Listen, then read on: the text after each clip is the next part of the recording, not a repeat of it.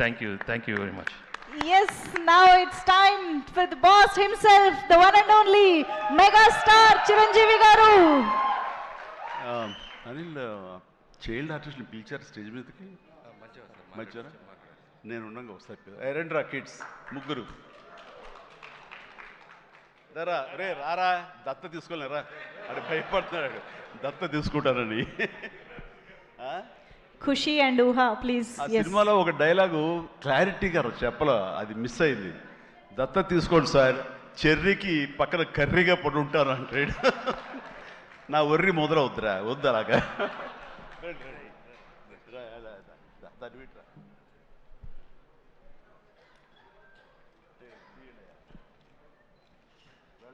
చాలా బాగా చేశారు రా, ఎక్సలెంట్ నాన్న, ఓకేరా.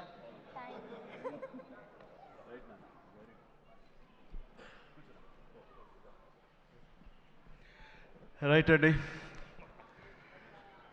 అందరికీ నమస్కారం. ఎక్కడెక్కడి నుంచో వచ్చారు అండ్ మీ ఆనందంలో ఆ సక్సెస్ ప్రత్యక్షంగా చూస్తున్నాను.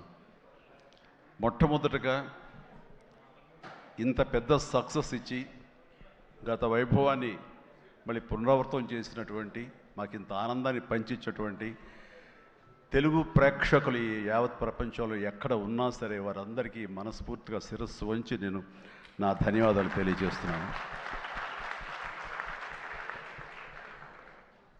రిలీజ్ అయిన 4వ రోజో 3వ రోజో సరే ఇంట్లో నేను మామూలుగా క్యాజువల్ డ్రెస్ తోటి ఏదో టీవీలు చూస్తూ కూర్చుంటున్నాను.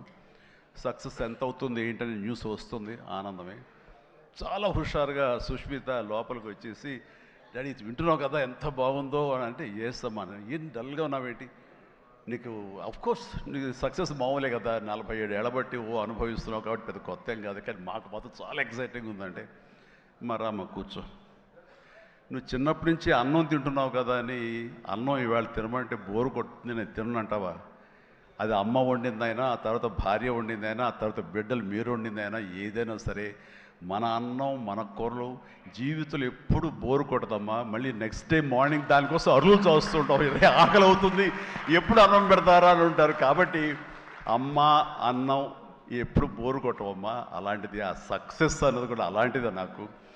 ఎందుకంటే అది సీనియారిటీతోటో లేకపోతే సీజన్ అయిపోవడంతోటో అండ్ మెచ్యూరిటీ రావడంతో ఏదో ఒక్కొక్కళ్ళు ఒక్కొక్కలాగా స్పందిస్తాం తప్ప, దీని లోపల మీరందరూ ఎంత ఎగ్జిబిట్ చేసుకుంటున్నారో, ఎంత బయటికి అందరూ చెప్పుకుంటున్నారో, అండ్ విజయోత్సవంగా మీరందరూ సాహు అనిల్ ఇలా తిరిగి మీరందరూ ఇది ఆస్వాదిస్తున్నారో, అంతకంతా నేను మనసులో ఆస్వాదిస్తుంటాను. మా ఒక్కొక్కసారి అనిపిస్తుంటే అంత అదృష్టవంతులు వీళ్ళు వెళ్ళిపోయి అందరితో ఇంటరాక్ట్ అవుతూ ఈ సక్సెస్ని ఇలాగ అందంగా అందిపుచ్చుకొని తిరిగి ఆస్వాదిస్తున్నారు. ఆ అవకాశం నాకు లేదు కదా అంటే ఎంతో బాధపడుతుంటే, అది ఆ బాధ మౌనం కనిపించిందో కానీ ఇంకోటి కాదు.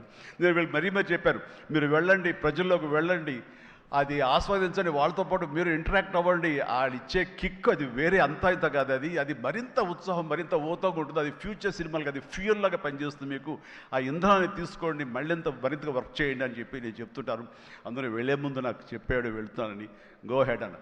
వినాయక్ కూడా అట్లాగే తన ఠాగూర్ సినిమా తర్వాత, అన్నయ్య ఏంటన్నయ్య ఏం ఆనందంగా ఉందన్నయ్య, వాళ్ళు ఒళ్ళు నలిపేసేసారన్నయ్య, పిసికిసారన్నయ్య, మసాజ్ చేశారన్నయ్య, అది చేస్తుంటే ఆనందం పెరిగిపోతుంది అన్నాడు. నిజం, అలాంటివన్నీ నేను అనుభవించాను. అది నిజంగా అవసరం. ఈ రోజున అలాంటి ఉత్సాహం చాలా సంవత్సరాల తర్వాత మళ్ళీ ఆ స్టేజ్ మీద, ఎప్పుడో 2-3 దశాబ్దాల ముందు ఇలా ఇచ్చిపుచ్చుకోవటాలు, షీల్డ్స్ ఇచ్చిపుచ్చుకోవటాలు అనేవి మనం ఎప్పుడు చూడలేదు. అలా ఎగ్జిబిటర్స్కి, బయ్యర్స్కి, డిస్ట్రిబ్యూటర్స్కి ఇలా మా చేతుల మీదుగా స్టేజ్ మీద ఈ రకమైన కళకళలాడుతూ జరుగుతుంటే కనుక, వా గత వైభవాన్ని మళ్ళీ వింటేజ్ చిరంజీవినే కాదు, వింటేజ్ ఫంక్షన్ సెలబ్రేషన్ కూడా తీసుకొచ్చిన ఘనత అనిల్ రావుపూడిది. So thank you so much. నాకైతే అది నాస్టాలజీ. అలాగే కొంచెం ఓపిక్గా ప్రతి ఒక్కళ్ళని ఆనందపరిచేలాగా షీల్డ్స్ ఇచ్చిపుచ్చుకోవటం, ఆ షీల్డ్స్ ఇంటికి వెళ్ళిన తర్వాత అక్కడ అలమారలో పెట్టుకుంటే అది చూసినప్పుడల్లా ఎన్నో స్మృతులు గుర్తుకు వస్తుంటాయి. అలాంటిది మళ్ళీ తిరిగి ఇలాగ రావటం, ఆ ఆనందాన్ని అందివ్వటం చాలా చాలా సంతోషం. అండ్ ఇందాక రాఘవేంద్ర వెళ్ళిపోయారు, ఆయన ఉండగా మాట్లాడేసింది. అనిల్ని చూస్తుంటే వర్కింగ్ స్టైల్ కానీ, ఆర్టిస్ట్ తోటి ఇంటరాక్ట్ అవ్వటం కానీ, వాళ్ళని మంచి గుడ్ హ్యూమర్లో పెట్టడం కానీ, ఇవన్నీ చూస్తుంటే నాకు 100% రాఘవేంద్ర గారే గుర్తుకొచ్చేవాళ్ళం. అండ్ ఇందాక ఆయన చెప్పినట్లుగా నాకు రాఘవేంద్రరావు గారే అనిల్ రావుపూడిని పరిచయం చేశారు. బాబాయ్ వెరీ గుడ్ డాన్సర్ తెలుస్తా, నువ్వంటే చాలా ఇష్టం, నీలాగా దించేస్తాడని చెప్తుంటే కనుక అవునంటే అక్కడే ఉత్సాహం 2-3 స్టెప్స్ కూడా వేసాడు ఆ పార్టీలో. ఎప్పటిగా నువ్వు ఇతనితో సినిమా చేయాలి బాబాయ్, నీ కామెడీ టచ్కి ఇతను కామెడీ కన్సీవ్ చేసే కథలకి వాటికి భలే ఉంటుంది, ఆ రిజల్టే వేరు అన్నారు. మహానుభావుడు ఆ మాట అన్నారు. అప్పుడు అందాక అన్నారు కదా, విత్తనం నాటిన అది మా వటవృక్షం అయ్యేంత సక్సెస్ వస్తుందని ఊహించదు అన్నారు. ఆయన మంచి మనసుతోటి పాజిటివ్ దీంతో నోట్తోటి ఆ మాట ఆయన అన్నారు. అది ఈ రోజు మేము అందరం చవి చూస్తున్నాం. So thank you so much Raghavendra Rao గారు. అట్లాగే ఇంకొక పాజిటివ్ మనిషి, ఎప్పుడు ఇతని సక్సెస్ని హర్షించే మనిషి, సక్సెస్ కోరుకునే మనిషి. అలాగే నేనంటే ఒక అన్నయ్యలా ప్రేమ చూపించే వివి వినాయక్ కూడా ఈరోజు వచ్చాడు. అతను కూడా నాతో 2 సినిమాలు చేశాడు. చేసినప్పుడల్లా అతను మన షూటింగ్స్లో ఎంత ఉత్సాహంగా ఉంటాడో, ఎంత ఉత్సాహం మమ్మల్ని పరుస్తుంటాడో అదే రకంగా అనిల్ రావిపూడి కూడాను మాస్ సినికి సంబంధించి అంత గ్రిప్పు, అంత పట్టు ఉన్న మనిషి. అండ్ రాఘవేంద్ర గారు ఎప్పుడు ఆర్టిస్టులు చాలా గుడ్ హ్యూమర్లో ఉంచుతారు, సరదాగా ఉంచుతారు. అండ్ మళ్ళీ ఈ రాఘవేంద్ర గారి సినిమా ఎప్పుడు ఎలా ఉంటుంది అనే విధంగా ఉంటుంది. ఆ రకంగా ఈ సినిమాలో ఆర్టిస్టులతో ఉండటం సరదాగా ఉండటం కానీ, అండ్ అరమరికి లేక ఉండటం కానీ, షూటింగ్ గ్యాప్లో తన జోకులతోటి వాళ్ళు నవ్వించడం కానీ, అంటే ప్రతిరోజు షూటింగ్ వెళ్ళే ముందు నాకు ఈ మధ్య సంవత్సరాల్లో 2 షూటింగ్స్ చాలా ఉత్సాహంగా వెళ్ళేవాడిని. ఒకటి 150 వినయ్ ఉన్నాడు, అతను షూటింగ్ చేయటం. ఆ తర్వాత అంతే ఉత్సాహంతో నేను వాల్టర్ వేరేకి వెళ్ళినప్పుడు బాబీ సినిమా కూడా అతను అంత గుడ్ హ్యూమర్లో ఉంచుతాడు, సరదాగా ఉంటుంది. వాళ్ళతో పని చేయడం అనేది ఒక పిక్నిక్ లాగా అంత ఎంజాయ్ చేసింది నేను ఈ సినిమాకి, మనశంకర వరప్రసాద్కి. ప్రతిరోజు షూటింగ్ వెళ్తుంటే మధ్యలో ఎక్కడ రోజు షూటింగ్ లేకపోతే ఇంట్లో మామూలుగా కూర్చుంటాం, అదేదో డల్గా ఉంటాం అని కాదు కానీ స్తబ్దతగా ఉంటాం. అండ్ అబ్బా మీరు షూటింగ్ వెళ్తేనే హుషారుగా ఉంటారు, ఇంట్లో ఉంటే ఏదోలా ఉంటుంది, ఏ షూటింగ్ లేదో త్వరగా పెట్టమని చెప్పండి అనిల్ని అని సురేఖ అంటుంటే నేను నిజంగా అంటుంది.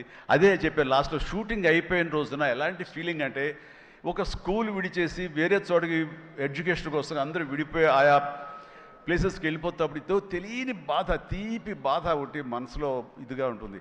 అలాంటిదే నేను గురయ్యాను ఈ సినిమాకి. అందరూ లాస్ట్ డే ఎమోషన్ అయ్యి కూడా అందరి యూనిట్ అందరినీ పిలిచి దగ్గరికి తీసుకుని వాళ్ళకి నా కృతజ్ఞత చెప్పుకున్నాను. ఒక వండర్ఫుల్ ఎక్స్పీరియన్స్ ఈ సినిమా నేను చేయడం. అలాంటి ఎక్స్పీరియన్స్ ఇచ్చినటువంటి అనిల్ రావుపూడి రైటింగ్ టీమ్కి, అనిల్ రావుపూడి అసిస్టెంట్లకి, ఏడీలకి, అసోసియేట్స్, అలాగే మన సమీర్ రెడ్డి కెమెరా వాళ్ళు, వాళ్ళ అసిస్టెంట్లు అందరూ ఒక కుటుంబంలాగా కలిసిపోయాం. దానికి తోడు ఇంకా సాహు గారి వైఫ్ ఎవరైతే దీన్ని సమర్పించారో అర్చన గారు కానీ, వీళ్ళందరూ ఇంట్లో బిడ్డలాగా మా సుష్మితో పాటు ఆ అమ్మాయి కలిసిపోయేలాగా వీళ్ళందరూ చాలా ఇది కలిపి ఒక ఫ్యామిలీ లాంటి ఫీలింగ్ వచ్చింది. నేను ఎప్పుడు ఒకటి నమ్ముతాను, నాకు కానీ రాఘవేంద్ర గారు కానీ, నాకు కానీ కేసీ రామారావు కానీ, ఇలా చాలామందితోటి ఫ్యామిలీ అన్న ఫీలింగ్ వచ్చి డైరెక్టర్లకి, ఆర్టిస్టులకి, నిర్మాతకి ఒక మంచి గుడ్ రిలేషన్ ఉండి, గుడ్ ఎమోషన్ కనుక సినిమా ప్రాసెస్ అప్పుడు జరుగుతున్నప్పుడు ఉంటే కనుక దాని రిజల్ట్, దాని ఇంపాక్ట్ ఖచ్చితంగా సినిమా మీద ఉంటుంది. అది నేను అనుభవిస్తూ స్వయం అనుభూతో ఉన్నాను. అలాగే ఇందాక నేను చెప్పినవి కూడాను అన్ని సక్సెస్ఫుల్ సినిమాలే. మిగతా సినిమాలకు వచ్చిందంటే ఏదో వర్రీగా, ఏదో డౌట్గా, ఏదోలా ఉంటుంది. కాబట్టి నేను తప్పు నా మీదే వేసుకుంటాను కానీ ఒకళ్ళ మీద నెట్టను నేను, అది కానే కాదు. కానీ నాలో ఉండే జోష్ ఇంట్లో ప్రత్యక్షంగా చూశారు కాబట్టి, అలాగే ప్రత్యక్షంగా సినిమా సెట్స్లో వీళ్ళు చూస్తారు కాబట్టి నేను ఇది ధైర్యంగా చెప్పగలుగుతున్నాను.